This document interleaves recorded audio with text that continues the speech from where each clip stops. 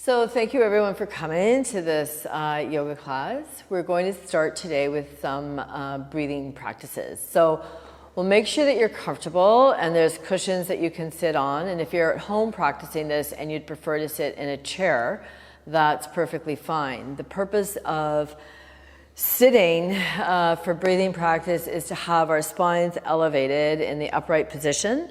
And then, but also we really want to make sure that you have a sense of a released body, a relaxed body. So slumping is actually okay at some points in this, in our practice if we need to relax, because we want to explore how the breath in this practice allows the body to ground and the spine to release. And your eyes can be open or closed. In fact, you might want to practice occasionally throughout this class with your eyes open and see how your body and breath feel, and then you may want to switch another time to eyes closed. So we can start with just taking your time in a seated posture and feeling your breath as it is in your body. Feeling the inhalation breath and then feeling the physical sensations of the exhalation breath. And when we inhale, anatomically, the diaphragm drops down, the belly moves out to allow that to happen, and as we exhale, the belly moves back and the diaphragm moves up. And we can tune into and become mindful of the physical sensations of breathing. The physical sensations of breathing can also have kind of an emotional component. Sometimes if we're stressed or startled, we might inhale and hold our breath and then hold tension in our chest and diaphragm, and that tension can last long past whatever the event was that caused the startle response. So as yoga students, we become mindful of our breathing and we can feel the tension in our bodies if it's there. And instead of always trying to get rid of it or fix our bodies, I really think it's important just to tune into how they feel and be with them and to listen to them and to use our yoga practice as a means of cultivating mindfulness, awareness of how the body feels as it is. And then as this regular breathing, we allow the diaphragm to relax, let the pelvis, pelvic floor to release, feel the parts of the body that are on the ground. And we may or may not feel movement of breath in their hips and pelvis. We may or may not feel movement of breath in our neck and heads. But it is possible. As we inhale, there's a downward movement of pressure as the belly fills with breath and the pelvis might drop to the floor more. Our head might bobble, and as we exhale, the belly sinks back. There might be a lifting on the floor of the pelvis and an elongation of the spine. The head is the top of the spine, and it might move a little bit. I find if my eyes are closed, my head seems to have more freedom of movement. So in our yoga practice, it's interesting to take certain aspects of this breath and exaggerate them. So one practice that we do at the studio is extended exhalation breathing of drawing the belly back as the exhale and extending that exhalation, pausing, and then allowing the inhalation breath. And it's very important when we're practicing yoga to stay with how we feel in the sensations of our body. So at any time in this practice, if we move on to something and you really need to stay with what we were just doing before, then you should stay there. So there's regular breathing, extended exhalation breathing. And it's very interesting to take two practices, whether they're postures or breathing practice, two practices that are very similar, and then change one thing and see what the effect is in the body and the mind and the breath. It seems to highlight our baseline, or allow us to be more mindful of what our baseline is when we change just one thing. So extended exhalation is exhaling, drawing the belly back. Then the next practice we can try in breathing is Kapalabhati. And if you're not familiar, if you're practicing at home and you're not familiar with Kapalabhati breathing, for now, just stay with extended exhalation breathing or go back to regular breathing. And just again, extended exhalation is drawing the belly back as you exhale and pausing, and then releasing the belly when you inhale, and exhaling and drawing the belly back. For some people, that might be 3 or 4 breaths is plenty for the day. Other people might be able to continue doing that for several minutes. Just feel what's comfortable. And in the class here, if you're ready to move to Kapalabhati breathing, then please go ahead. And at home, if you're practicing with this at home and you know Kapalabhati breathing, you can begin. So breathing through the nose, Kapalabhati is a strong, intentional, conscious exhalation breath. The belly draws back and the inhalation is passive.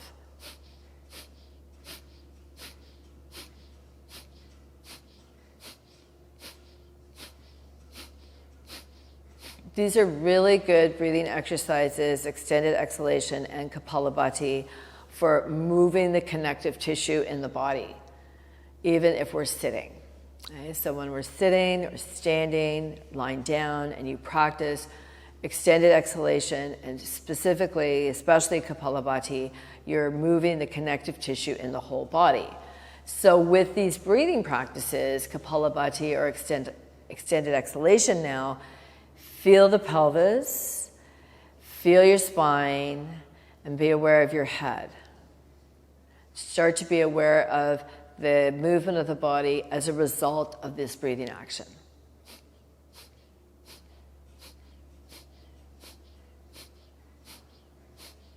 And know that by changing the breathing action, by releasing the breathing action, or doing the stronger breathing technique of Kapalabhati, you're moving connective tissue in the body, which is very important to do for the health of the connective tissue, internal organs, muscles, and joints. And at some point when you're ready, we can inhale and suspend the breath to counterbalance all the strong exhalation we've been doing. Feel your own body. Exhale when you're ready, and then maybe take another inhalation breath and slowly come back to regular breathing.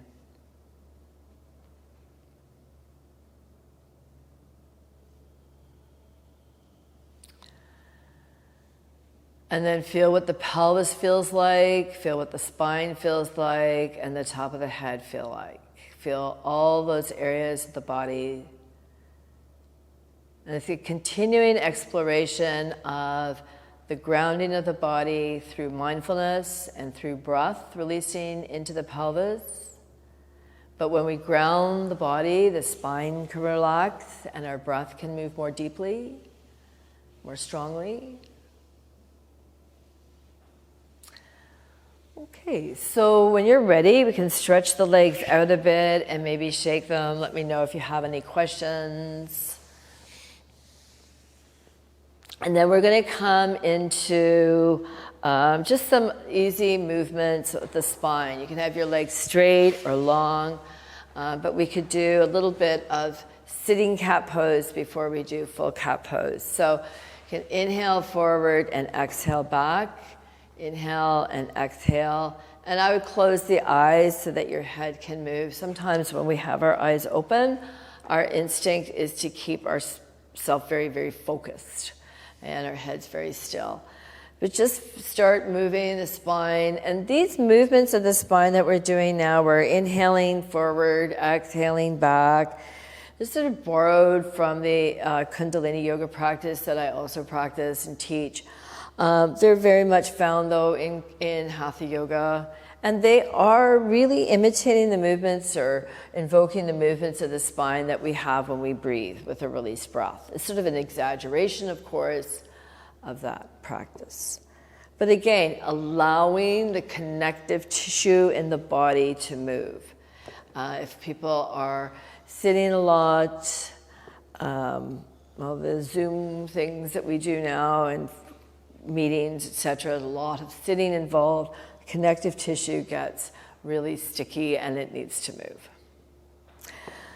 And then another one we can try is circling the body. So you can inhale and round and take the spine forward, and exhale and roll the spine back. And inhale forward in big circle and round back.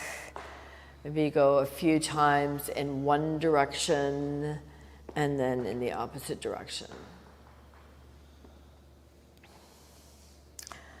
And stay with the sensations of the body and feel, that you're following your own sensations. So if you feel a satisfactory stretch, release in one area of the body, then that's fantastic. You might want to linger in that moment. And when you're ready, you can reverse the direction of the circling. And if you want to go back to spinal flexing, that's fine. So simple things we can do to help our bodies.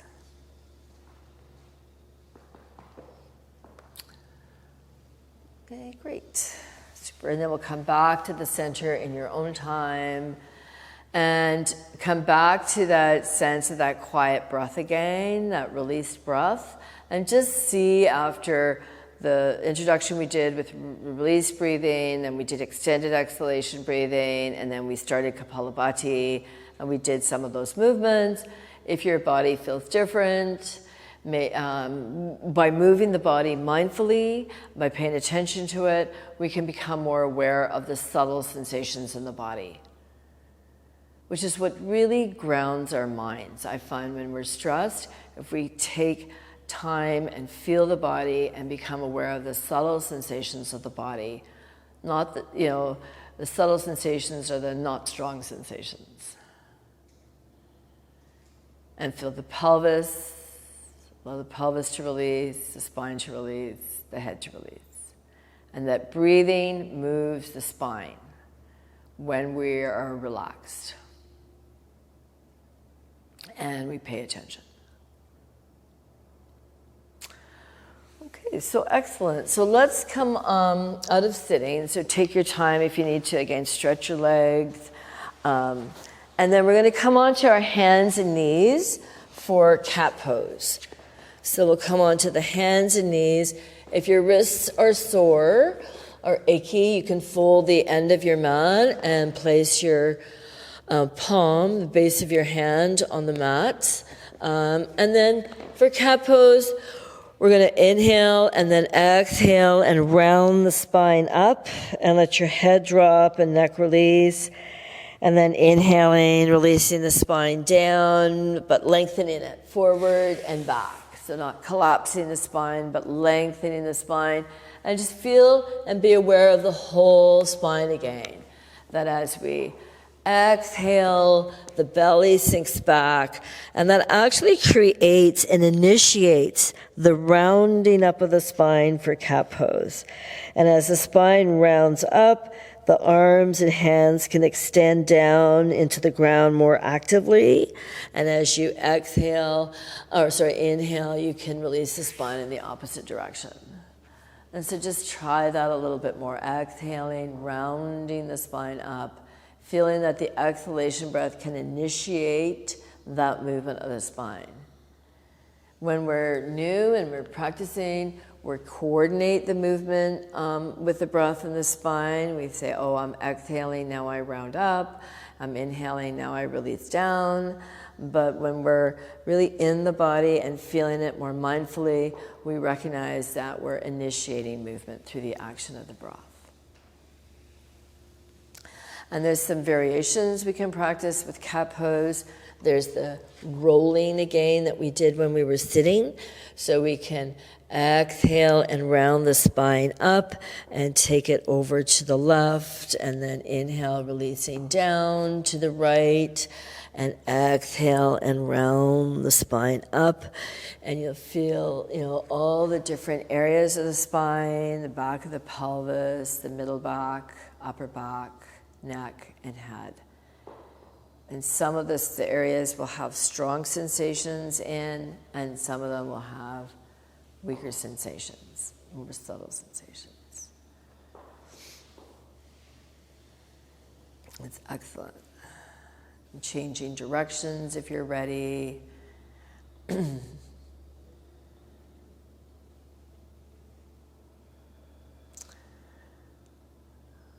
feeling the movement that comes from releasing and grounding, breathing.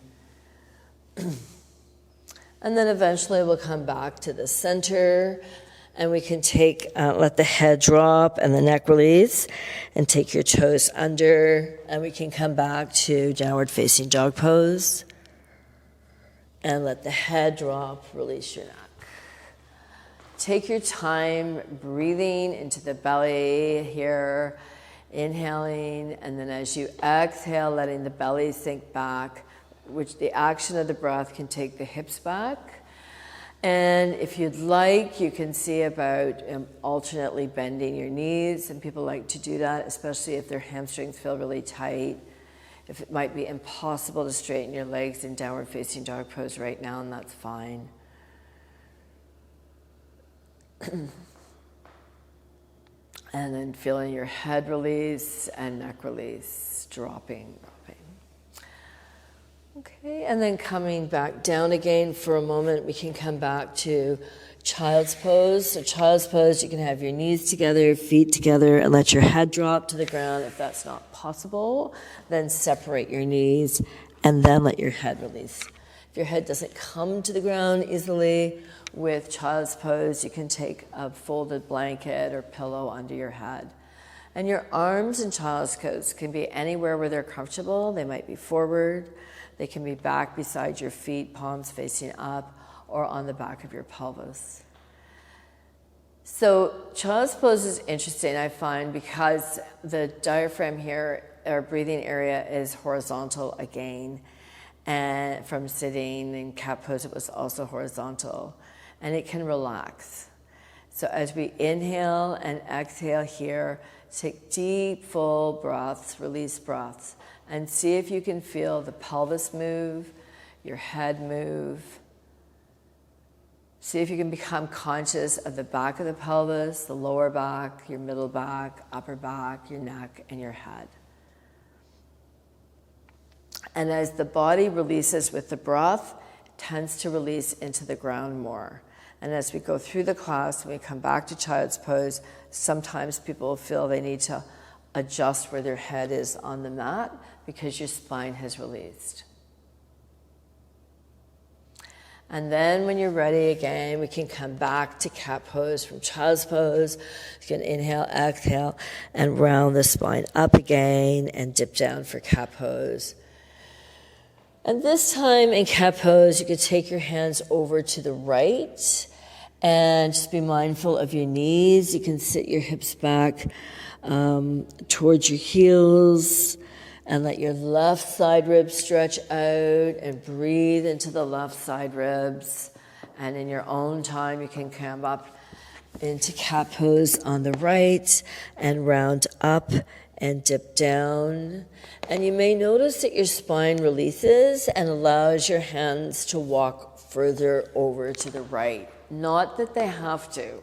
It's not about doing more and more. It's just that, the side of the body has released. There's maybe more space to move over.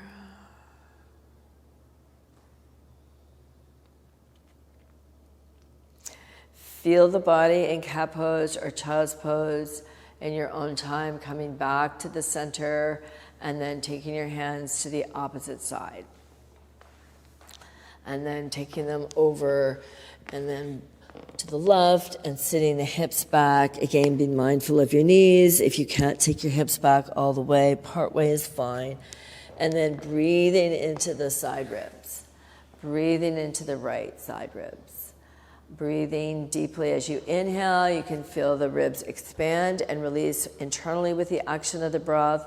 And as you exhale, there's that elongation that can occur through the spine.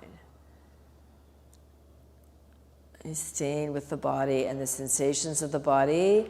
In your own time, you can come up and try cat pose in that side. And if you want to go back to the first side again, it is, again, really interesting to repeat postures just to see if we can become more mindful of the body, more aware of the subtle sensations of the body and how the breath and the spine and the body interact with each other.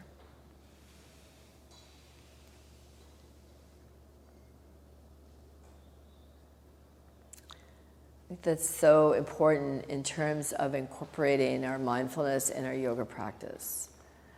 So it can become quite a resource to return to.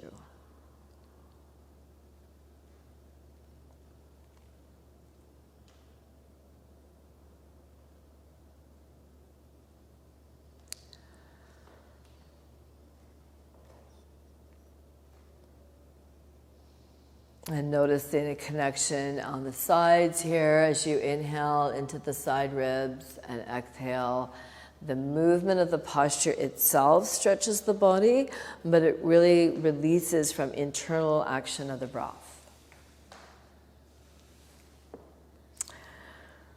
Okay, so when you're ready to come back to the center, we're going to go back to downward facing dog pose again. So we'll inhale, exhale, and take the hips up and stretch the legs. Let your head drop and take your time with this. And then we'll see about taking one leg up and back in down dog. And with this, at any time, if you need to change legs, change the leg that's elevated, do. And if you want to go back to cat pose or child's pose, that's fine as well.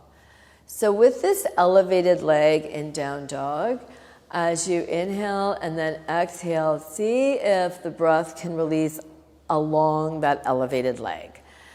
So there's lifting the leg, which is an action of the muscles of the hip and the back. Then there's releasing the leg, which is an action of the breath and us allowing the breath to do that. And if you're comfortable with extended exhalation breathing or Kapalabhati breathing in the posture, try that here. The lifted leg is in line with the diaphragm and your lungs. So we can think of that leg as releasing from the base of the diaphragm as opposed to from our hip socket. It's a much more fluid experience of the body when we think of the body as releasing from its soft tissue, such as the diaphragm, instead of the bones and the hips or the hip socket. So our legs can start right at the base of the ribs. And try each side, and you can try different heights with this elevated leg. You might have the leg very low down, or elevated up and turned out.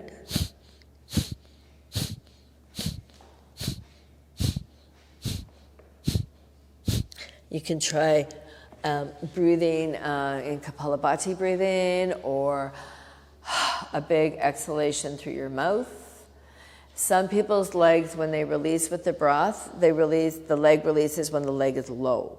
For other people, their body releases when the leg is high. And it just is a variation of our physical bodies. Yeah.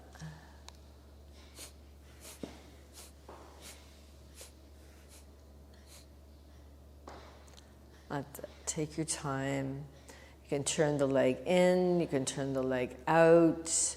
If you're tired, your hands are tired, you can go back to child's pose.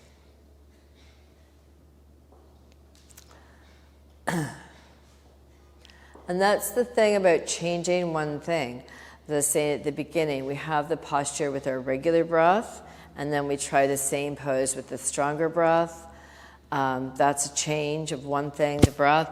Or we try downward dog with both feet on the ground, and then we try downward dog with one leg elevated, and we see how our bodies relax or react. So then try child's pose again, inhaling into the belly, ribs, chest, the lower back, middle, upper back, and see where the breath is. And in this child's pose, if your neck is okay, you might try a different arm position. If you had both hands forward, the last time we did child's pose, you might try one or both arms back by your feet. If you had your hands back the first time, you might bring them forward. And I think when we do this type of practice, or you try a posture and we change one thing, whether it's an arm position or breathing, we can compare, not in terms of what we like or dislike, but in terms of what allows us to be more mindful of our bodies.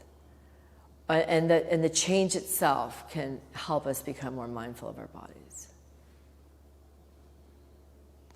So I thought we would come from child's pose and counterbalance. We've been doing a lot of forward bending actions for the hips. So we're going to come from child's pose into cat and then into cobra. And so I practice this like this. You come to the back of the mat and lengthen the arms forward. And then you come from child's pose on an exhalation into cat. You can spend a few breaths in cat pose and then exhale. And you come into cobra by rounding the spine up, letting the hips come forward and the spine release into the back bend posture. And you do not have to bring your hips to the floor for cobra. If the lower back is a concern, when you try to do that, stop beforehand. The purpose of this is to help elongate the spine and release the spine with the breath and grounding. It is not to do the full posture, right? The purpose is to allow ourselves to free our bodies as our bodies are. So you can go into child's pose, take a few breaths, feel that the exhalation breath allows your body to round up into cat pose. And then you can inhale, and then as you exhale, the exhalation breath releases the pelvis first, and then the rest of the spine into cobra. And then as you go back and take a big exhalation breath, that movement of the breath in the belly and abdomen can support the spine releasing back into cat and child's pose, reversing out. And just go back and forth and try some Kapalabhati at any point. If you find some of the strong breathing helpful, you could be in child's pose and try 3 or 4 Kapalabhati breaths, and then a big exhale to come into cat, and then 3 or 4 breaths in cat pose, and a big exhale to go into cobra.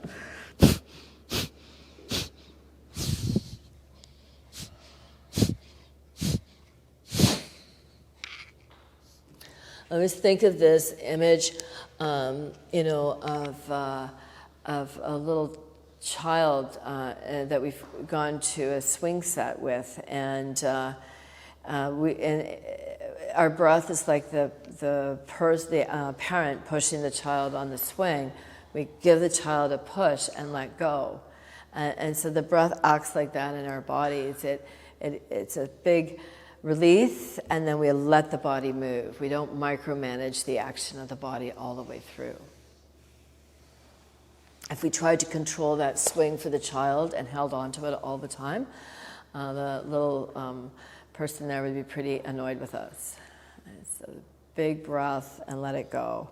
And see if you can feel as you move from child's pose, cat to cobra, if you can be aware of your pelvis, lower back, middle back, upper back, neck, and head. It's an opportunity to be more aware of the body and mindful.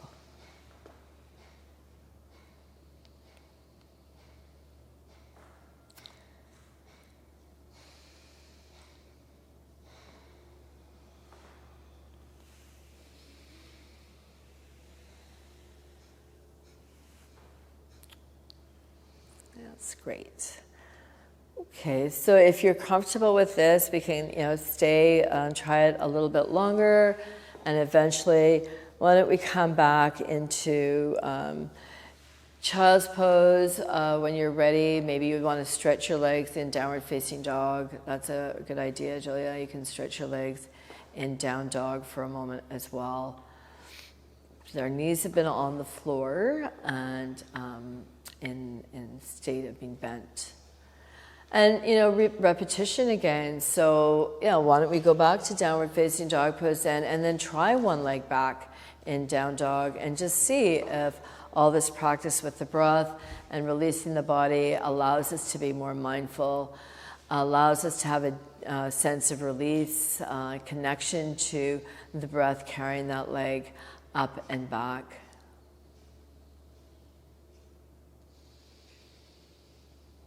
Letting the head drop, neck release, jaws release, eyes released.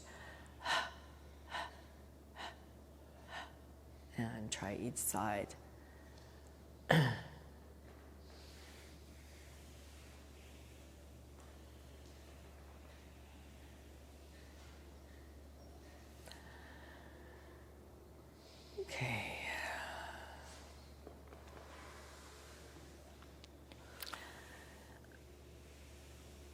And then whichever posture you find restful after down dog with one leg up, you can have child's pose, which is knees together. Downward hero's posture is the knees apart and toes together, and the head dropping and neck releasing. In fact, that's another two poses that are very, very similar to practice one after the other to explore. So child's pose is knees together. Downward facing hero's posture is knees apart and the body dropping down in between. We've kind of done a lot of child's pose, so if you're okay with downward heroes, try that one. Feet sometimes are, feel uncomfortable on a hard floor. You might need a blanket under your feet at home. And then see what happens to the breath in downward hero's posture, because the spine is not as rounded for most people in this posture. See where the movement of breath is. The legs are out of the way of the belly and abdomen, so there can be a different experience of breath in the front of the body and in the pelvis and the head. So again, if you find that you need to adjust your head position in this posture, it may be from the spine releasing and you're having more space in the vertebrae. And take your time. And see if you can feel breath movement in the pelvis. The filling of the body with the breath as we inhale, and a releasing of the body of the breath as we exhale. And a lengthening of the spine as we exhale.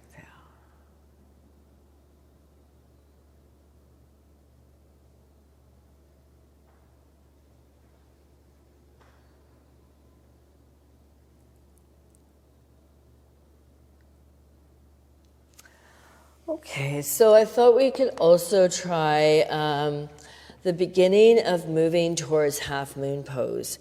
And there's a few different ways to get into Ardha Chandrasana half moon posture. So this is a balanced posture, and I'd like us to explore constructing it from the principles of this approach of grounding. And then when we do balanced poses, by definition, there's less of our body on the ground. So grounding the parts that are on the ground, releasing the spine and the legs and the arm with our action of our breath. So we can try coming into it from a shorter version of downward dog. So if we walk the knees a little closer to the hands, you may have done this version already of downward facing dog, as opposed to the longer version of down dog where our knees are back. So you walk your hands a little closer to your knees, a little closer to your hands, and we'll come up into downward facing dog pose. And if you find this really challenging in the body, I've only got one block here, but you may have two blocks or At home, you may have big, thick cushions that you can put your hands on. So we're going to come into downward facing dog pose, and then we'll walk the hands back a little bit. You can have the block under both or one hand again if you want. And we'll take one leg up, and as you exhale, keep allowing that leg to release back. And this hand, this is my right hand, with my right leg in the air, it might become lighter.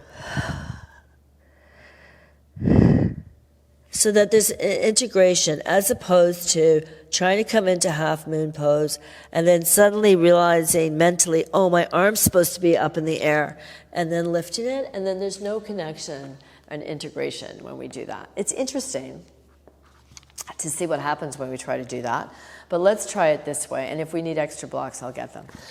So, sorry, you have your hands on the floor, short downward facing dog pose. Inhale and exhale. You can see here about taking one leg up and back. It doesn't matter, left or right leg.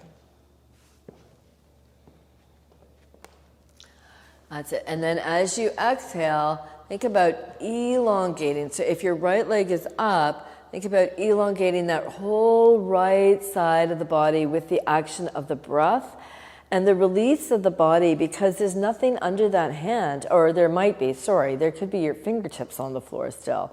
So you inhale, exhale, lengthen, inhale, exhale, elongate. From where the belly moves back into those fingertips, releases into the ground if the hand is on the ground still, and into the leg that's elevated. And when the mind is not stressed with the idea of having to do this balance pose, the body can elongate and release. You can also try the diagonal here. You can come back, take a break. If you need to go back to child's pose, go back to child's pose. So the diagonal would be, you have your right leg elevated, you inhale and exhale and lengthen through the left arm and the right leg in downward, in your beginning of revolved half moon. So try that for a little bit, and then you can change sides, of course. You can go back to child's pose or downward hero's pose if you need to. So if you take your left leg up, you would inhale, exhale, feel the breath in the left leg like we did in down dog with one leg up, and then as you exhale, release into the left hand, left arm, and the fingertips can stay on the floor, they can stay on the block. We don't have to elevate them. The body releases, and balance comes from grounding, releasing, and elongating with the action of the breath, not from contracting or forcing the body. You can try this with Kapalabhati as well. Kapalabhati is very interesting, or extended exhalation. So when we're focusing, concentrating, we also have an opportunity to look at what our body does with our breath. And sometimes we'll hold on to the breath, and that tenses the body up. So try letting it go. Try exhaling and letting the belly sink back and allowing the breath to release. Try Kapalabhati breathing if you can. Extended exhalation breathing if that is better for you. And just see where you go with this. See if you can feel that elongation and breath through the leg and the fingertips, through the foot and the hands.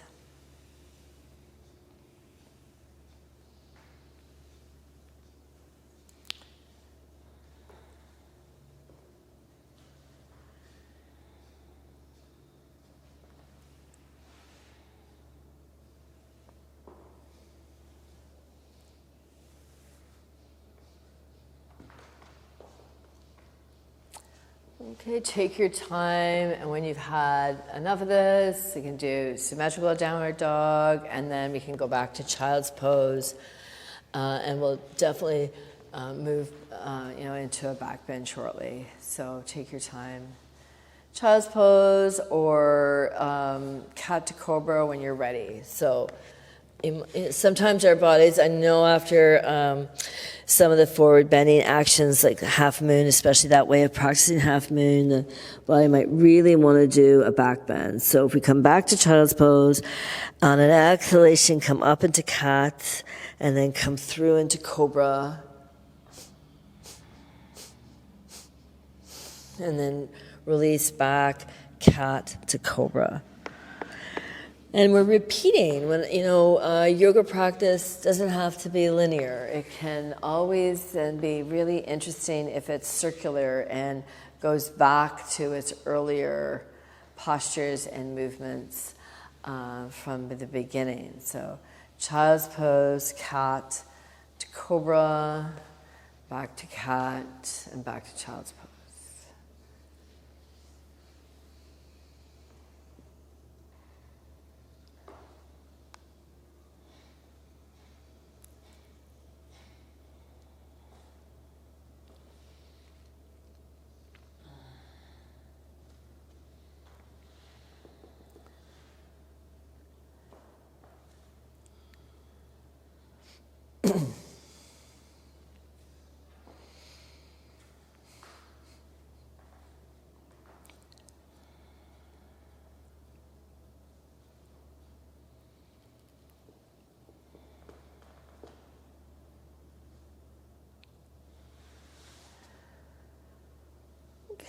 And child's pose again, either hands forward or back or one forward, or downward heroes. Child's pose or with the knees together, or downward heroes posture with your knees apart.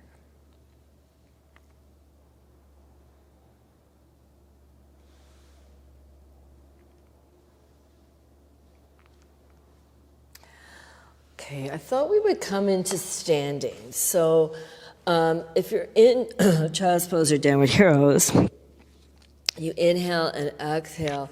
If you can, come into bead or malasana posture, squatting posture, and then letting the head drop and the neck release. But that might not be possible. So you might go from cat pose into sort of standing. A standing version of bead pose would be this. And so see what you can do. That's it. And then dropping the head, I'll do the standing version. Let your neck release and let your head drop. And release across the back of the pelvis. And then we'll slowly bring the rest of the foot to the floor. Elongate the legs to come into standing forward bend. You may need to pop your elbows up onto your knees and drop your head. You can inhale and exhale and lengthen through the legs if possible. And then on an exhalation, we'll bend the knees and slowly roll up to standing. And you may want to just instinctively follow the body and stretch up and back.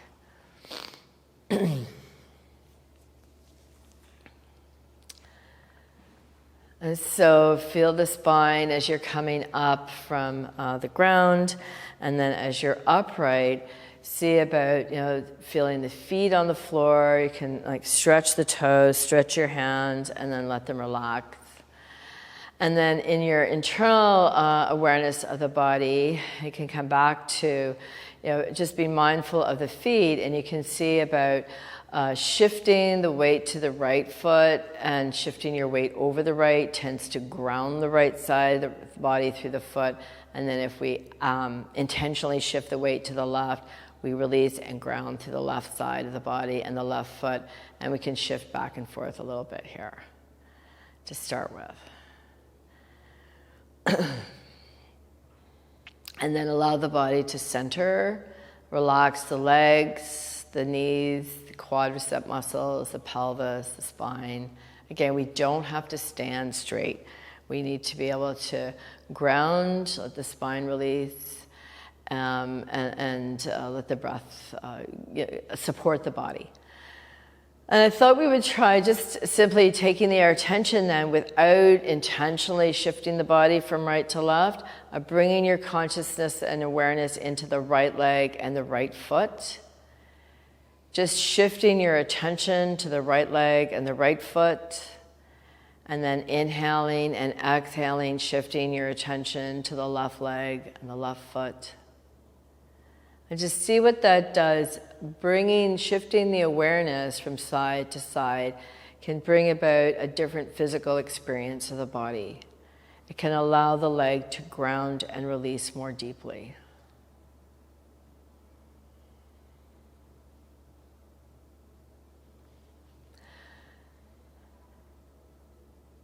I'm going to do another active stretch. So this time we can start with the left side of the body. So you're going to see about, as you exhale, taking the left arm somewhere, I would suggest up, but this might bother your shoulder or neck. So if it does, then it's up and out a bit.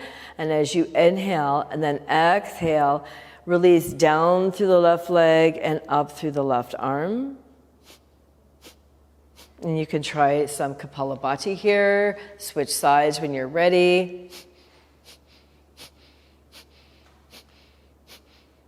And you can see, you can do that with extended exhalation. You can exhale through your mouth, your nose.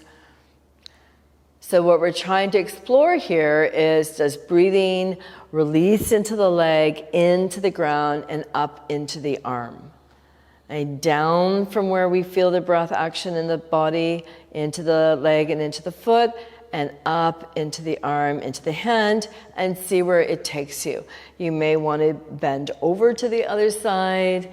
We're releasing up and up and up, and then bending over. The beautiful grasses that grow really tall, they grow up and up and up, and then they bend over.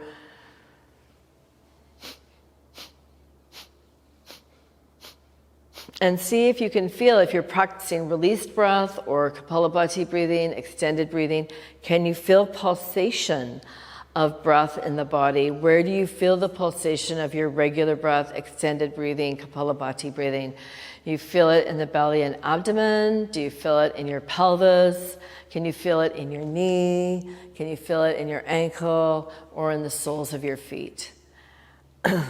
And eventually, when you've done both sides that way, we'll come back to regular breathing. We'll come back to symmetrical posture and to see about both feet on the ground, both arms at your sides comfortably, and then see if you can feel the movement of breath through your body again. Regular breathing, Kapalabhati breathing, and you feel breath in your feet, and the top of your head, movement around the jaws. You may want to try this one more time with both arms up in the air or out to the sides, just to have that symmetrical experience in the body after the asymmetry of one arm at a time.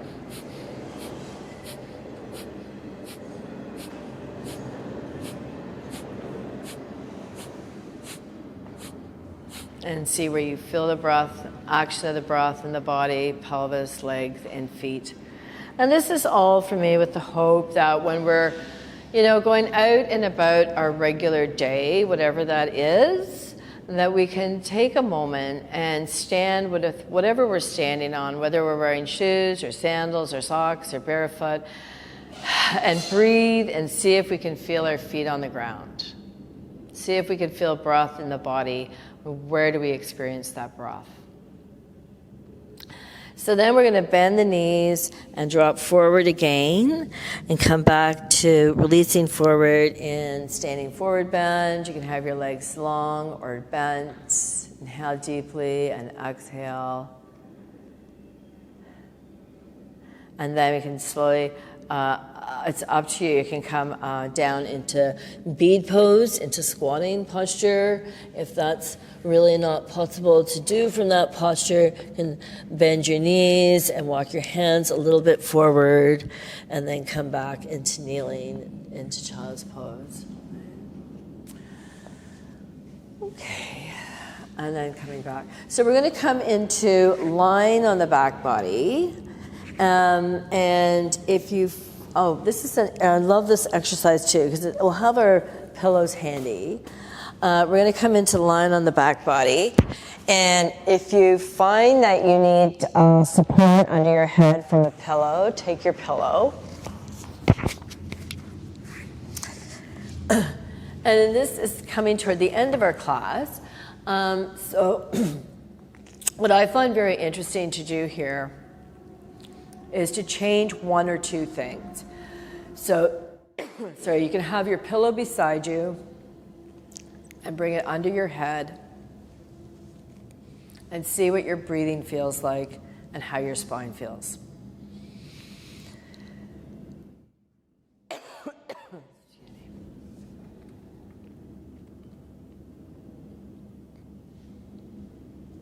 Come back to that sense of the released breath that we started the class with.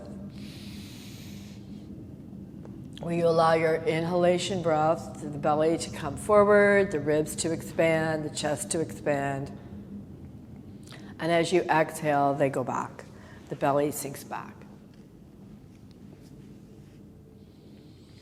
See if you feel breath in the pelvis, in your head. If you know you would like to have your knees bent, you can keep them bent. If you can straighten your legs out, then straighten your legs out and see what the action of the breath is. So straightening our legs and bending our legs, is a small change. That's a small change. Bending the knees or straightening the knees when we're lying in Shavasana affects the length of our spine and the shape of our spine. It affects the length of the curves of the spine. Feet together and knees apart, as Julia's doing, is another option. It's a small change in the physical body that can change the way our breath moves. Another change is to take away the pillow or to add the pillow under our heads. And that can also affect the length of the curves of the spine. So when our spine has its optimal curves for our particular body, then our lungs function and have a lot of space, our diaphragm moves freely, our pelvis and pelvic floor is released, everything has room. And by taking the pillow under our heads or removing it, we learn about ourselves and what our body needs. Does it need the support or does it not need the support to have an elongated spine? And only you can tell. You have to try that on your own and experiment and explore what allows your breath to feel relaxed, what allows your breathing to feel that it can penetrate all the connective tissue in the body, not just the area around our lungs and our rib cage.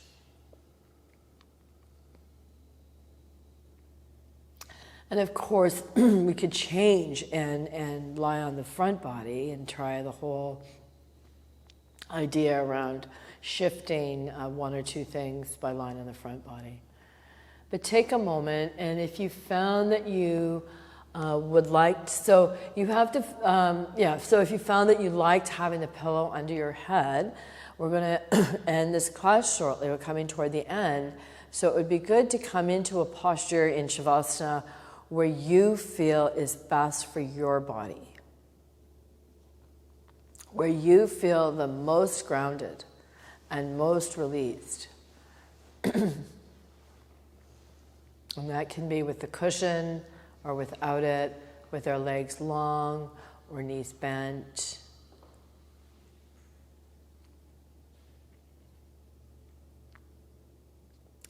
Looking at the movement of your breath and listening deeply to your own body, to the sensations of your own body.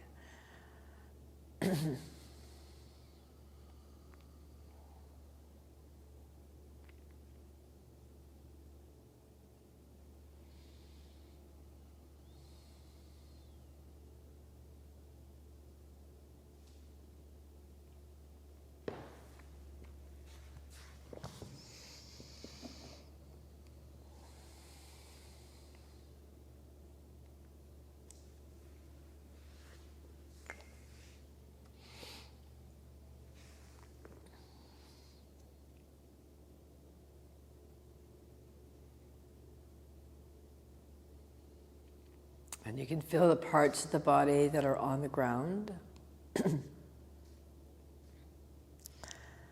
Can be aware of the whole body all at once.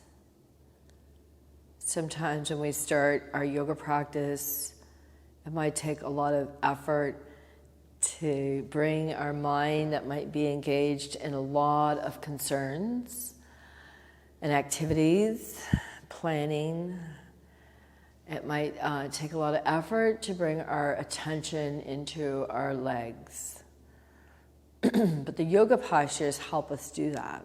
All those moments in downward facing dog bring our attention to our legs, so that when we come into a neutral posture like Shavasana, we can be aware of our legs as they are without the strong sensations of the postures.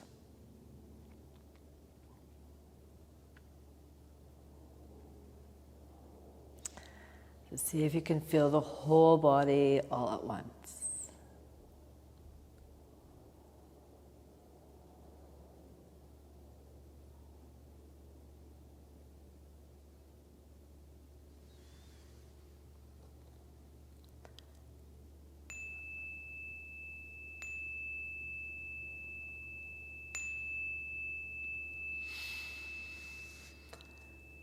And stay as long as you'd like. We'll come to a place of completion when you're ready.